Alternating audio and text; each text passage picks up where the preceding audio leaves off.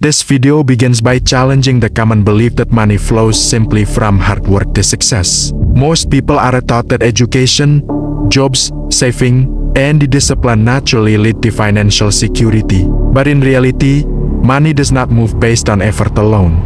It moves through systems. These systems quietly guide wealth upward toward a small group of people who understand how money truly flows. This hidden structure operates in the background of everyday life, unnoticed by most, yet it shapes who becomes wealthy and who remains financially stuck. In the early days, money was directly connected to real values such as gold, silver, or physical goods. People worked, produced something tangible, and they were paid accordingly. Over time, however, money became based on trust rather than substance. Banks discovered they did not need to keep all deposited money in the server. Instead, they could lend most of it out, and they eventually even lent more than they actually held. This practice evolved into fractional reserve banking, where money could be created through lending, not production. At this point, money began to separate from reality and turned into numbers backed by belief. Every time money is created through debt, an obligation is born alongside it.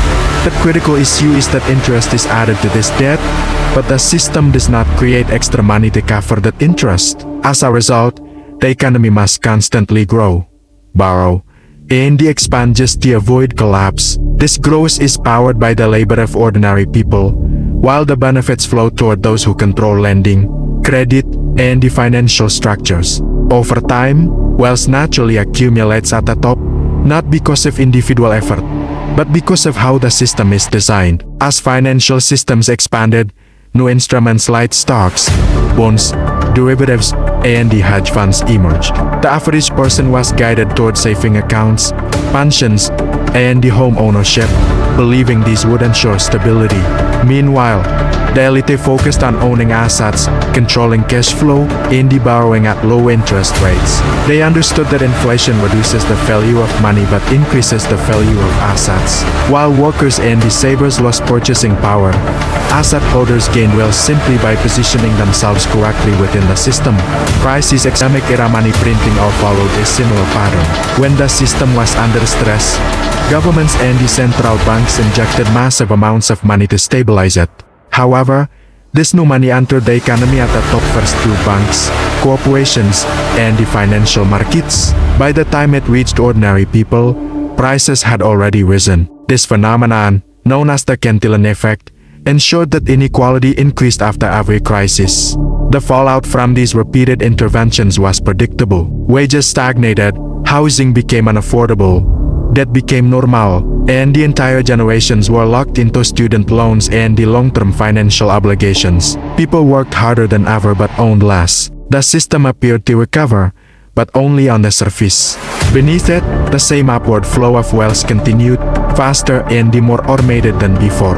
Attempts to fix these problems often failed because they addressed symptoms, not causes. Stimulus checks, wagyu debates, and the tax changes provided temporary relief but did not alter who controls money creation and the asset ownership.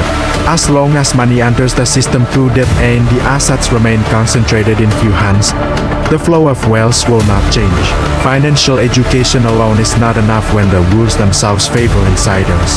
Today, the same patterns continue in new forms. Digital banking, cryptocurrencies, artificial intelligence, and the record-breaking global debt have not replaced the old system, they have amplified it. Governments or more, central banks struggle to manage inflation, and the ordinary people feel increasingly uncertain. Yet the wealthiest continue to grow richer, even during economic downturns, because the system is functioning exactly as designed. At its core, the system survives because of psychology. Most people believe that working harder or earning slightly more will eventually fix everything. The elites think differently. They focus on systems, leverage, ownership, and the long-term flow. They do not ask how to earn more money. They ask where money moves and why. Understanding this difference does not guarantee wealth, but ignoring it almost guarantees dependence. The real danger is not inflation or recession, it is playing a game without understanding its rules.